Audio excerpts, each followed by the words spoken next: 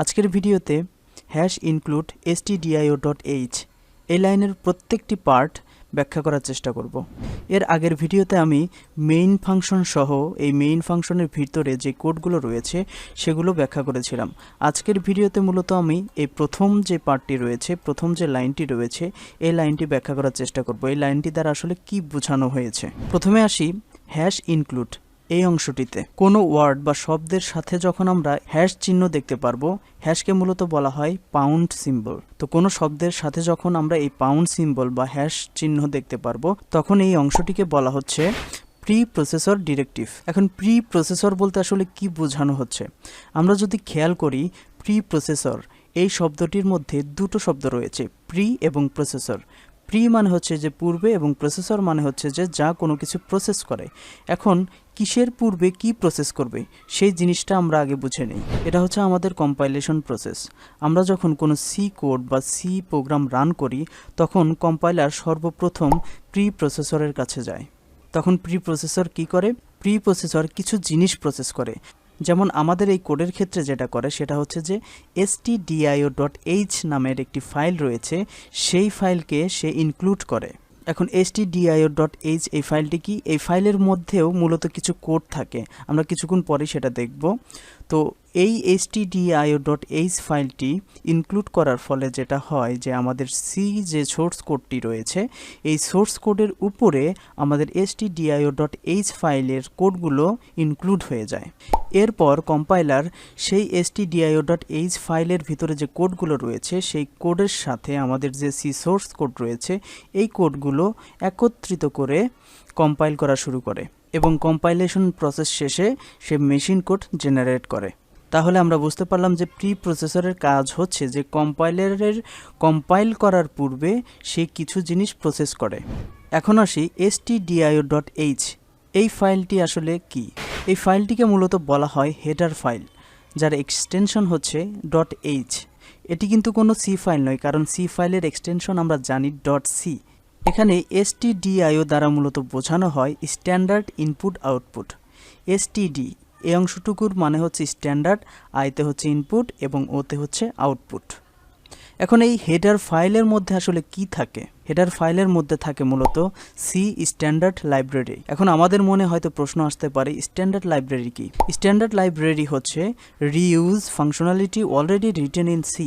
অর্থাৎ এই হেডার ফাইলের মধ্যে যারা সি প্রোগ্রামিং ল্যাঙ্গুয়েজ তৈরি করেছে, তারা আমাদের সুবিধার জন্য আমরা সচরাচর যেই ফাংশনগুলো সবসময় ব্যবহার করি, সেই ফাংশনগুলো তারা লিখে রেখেছে, সেগুলো আমাদের নিজেদের লিখতে হয় না। যেমন আমাদের প্রোগ্রামে আমরা প্রিন্টএফ নামে যে ফাংশনটা দেখি, সেই ফাংশনটা কিন্তু এই stdio.h এই ফাইলের মধ্যে লেখা আছে। আমরা প্রিন্টএফের ভিতরে কিছু লিখলাম আর সেটা কনসোলে কিংবা টার্মিনালে শো করলো, ব্যাপারটা কিন্তু আসলে এত সোজা নয়। প্রিন্টএফের যে কাজটা, সেই কাজটা এই stdio.h এই ফাইলের মধ্যে লেখা আছে। আমরা দেখাবো যে কোথায় কিভাবে লেখা আছে। তাই এই stdio.h এই ফাইলটি যদি আমরা ইনক্লুড না করি আমাদের প্রোগ্রামে, তাহলে কিন্তু এই প্রিন্টএফ ফাংশনটি আর কাজ করবে না। এই প্রিন্টএফকেই বলা হচ্ছে যে স্ট্যান্ডার্ড লাইব্রেরি। এরকম আরও কিছু স্ট্যান্ডার্ড লাইব্রেরি ফাংশন রয়েছে, আমরা আস্তে আস্তে সেগুলো দেখব। হ্যাশ ইনক্লুড stdio.h, এখানে আমরা দেখতে পাচ্ছি যে stdio.h এই অংশটুকু একটি অ্যাঙ্গেল ব্র্যাকেটের ভিতরে রয়েছে।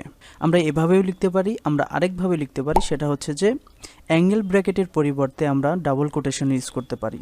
আমরা যখন অ্যাঙ্গেল ব্র্যাকেট ইউজ করব, তখন যেটা করে যে এই ফাইলটি stdio.h বা অ্যাঙ্গেল ব্র্যাকেটের ভিতরে যেই ফাইলের নামটি থাকবে, এই ফাইলটি কম্পাইলার খোঁজা শুরু করবে কোথায়? আমাদের যেখানে কম্পাইলার আমরা ইনস্টল করেছিলাম সেই জায়গায় এই ফাইলটি। আমরা যখন ডাবল কোটেশন ইউজ করব, তখন সি কম্পাইলার এই ফাইলটি, এই ডাবল কোটেশনের ভিতরে যে ফাইলটির নাম লিখব, এই ফাইলটি আমাদের কারেন্ট ওয়ার্কিং ডিরেক্টরি, অর্থাৎ আমাদের সি ফাইল যেই ডিরেক্টরিতে রয়েছে সেই ডিরেক্টরিতে বা ফোল্ডারে এটি খুঁজবে। সো এই জিনিসগুলো এখন আমরা প্র্যাকটিক্যালি দেখব। প্রথমে দেখব প্রিন্টএফ ফাংশনটি। আমরা বলেছি যে প্রিন্টএফ একটি স্ট্যান্ডার্ড লাইব্রেরি ফাংশন এবং এটি রয়েছে stdio.h এই ফাইলের মধ্যে।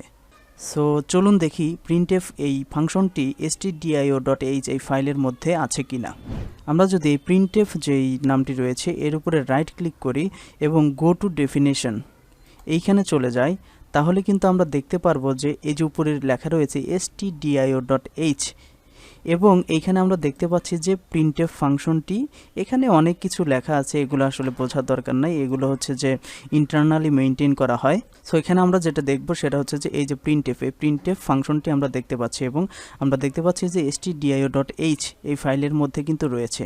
এবং এই ফাইলটি কোথায় রয়েছে, এখানে যদি কার্সরটা আমরা রাখি তাহলে আমরা দেখতে পাচ্ছি যে এর পাথ এখানে দেখাচ্ছে যে minzw এর ভেতরে ইনক্লুড নামে একটি ফোল্ডার রয়েছে, তার ভিতরে stdio.h এই ফাইলটি রয়েছে। সো চলুন দেখি এখানে আমাদের এই ফাইলটি রয়েছে কিনা। সি ড্রাইভে, দেন minzw, এখান থেকে ইনক্লুড, এখানে আমরা দেখতে পাচ্ছি যে এখানে কিন্তু অসংখ্য হেডার ফাইল রয়েছে। দেখেন প্রত্যেকটা ফাইলের এক্সটেনশন হচ্ছে .h, তার মানে আমরা শুধুমাত্র একটা হেডার ফাইল এখন ইউজ করছি। এই সমস্ত সকল হেডার ফাইল কিন্তু আমাদের প্রোগ্রামে আমরা ইউজ করতে পারবো বিভিন্ন কাজের পার্সপেক্টিভে। সো এখানে আমরা দেখতে পাচ্ছি যে stdio.h এই যে আমাদের ফাইলটি এখানে রয়েছে, তার মানে আমরা বুঝতে পারলাম যে আমাদের হেডার ফাইলগুলো কোথায় থাকে। এখন আসি যে আমরা বলেছিলাম যে এখানে অ্যাঙ্গেল ব্র্যাকেট ইউজ করলে কম্পাইলার এটা খোঁজা শুরু করে কোথায়, এই যে আমরা যে এই ফোল্ডারটা দেখালাম যে minzw ইনক্লুড, এই ফোল্ডারে এসে সে খোঁজা শুরু করে। এখন আমরা বলেছি যে এই অ্যাঙ্গেল ব্র্যাকেটের পরিবর্তে আমরা কিন্তু ডাবল কোটেশন ইউজ করতে পারি। সো ডাবল কোটেশন ইউজ করলে দেখা যাক আমাদের প্রোগ্রামটা রান হয় কিনা। সো এখন যদি আমরা প্রোগ্রামটা রান করি তাহলে কিন্তু দেখতে পারবো যে আমাদের প্রোগ্রামটা রান হচ্ছে। এখানে আমরা বলেছিলাম যে এই ডাবল কোটেশন এবং অ্যাঙ্গেল ব্র্যাকেটের মধ্যে একটু পার্থক্য রয়েছে। আমরা যদি এটা একটু এক্সপ্যান্ড করি তাহলে আমরা দেখতে পাচ্ছি যে আমাদের সি ফাইলটি এই সি প্রোগ্রামিং এই ফোল্ডারে রয়েছে। যখন ডাবল কোটেশন ইউজ করব তখন সে যেটা করে সেটা হচ্ছে যে প্রথমে সে খোঁজা শুরু করবে যে আমাদের এই যে ফোল্ডার সি প্রোগ্রামিং, এই যে আমাদের ডেস্কটপে রয়েছে এই ফোল্ডারটি, এই ফোল্ডারের ভিতরে এই stdio.h এই নামে কোনো ফাইল আছে কিনা। যখন সে খুঁজে দেখলো যে এখানে stdio.h নামে কোনো ফাইল নেই, তখন সে আমাদের এই ইনক্লুড এই ফোল্ডারে সে খোঁজা শুরু করে। যখন এখান থেকে পেয়ে যায় তখন সে এটা ইনক্লুড করে রান করে নেয়। এখন প্রশ্ন হচ্ছে যে আমরা কখন অ্যাঙ্গেল ব্র্যাকেট ব্যবহার করব, আবার কখন ডাবল কোটেশন ব্যবহার করব। সি প্রোগ্রামিংয়ে যে হেডার ফাইলগুলো অলরেডি দেওয়া আছে সেই হেডার ফাইলগুলো ব্যবহার করার সময় আমরা সবসময় অ্যাঙ্গেল ব্র্যাকেট ব্যবহার করব, এবং আমরা যে হেডার ফাইলগুলো তৈরি করব, বাই দ্য ওয়ে আমরা কিন্তু নিজেরাও হেডার ফাইল তৈরি করতে পারি। সো আমরা যখন আমাদের নিজেদের হেডার ফাইল তৈরি করব তখন আমরা ডাবল কোটেশন ব্যবহার করব। সো আশা করি বুঝতে পেরেছেন যে ইনক্লুড এবং stdio.h এই জিনিসগুলো কি।